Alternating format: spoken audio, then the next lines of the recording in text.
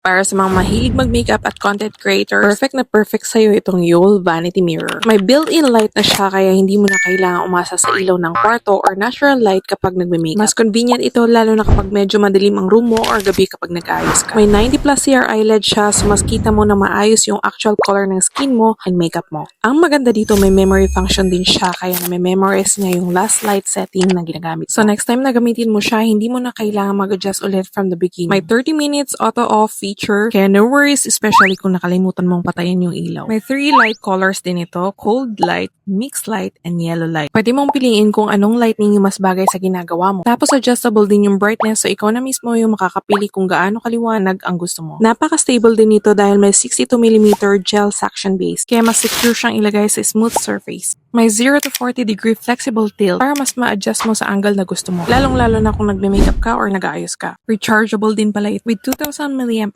built-in battery. Charging port is Type-C, so hindi mo na kailangan lagi siyang naka-plug habang ginagamit. So kung naghahanap ka ng vanity mirror na perfect for you, dahil perfect talaga siya, nasa kanya na lahat, you might want to check out this Yole Vanity Mirror. Ilalagay ko na lang yung link sa yellow basket.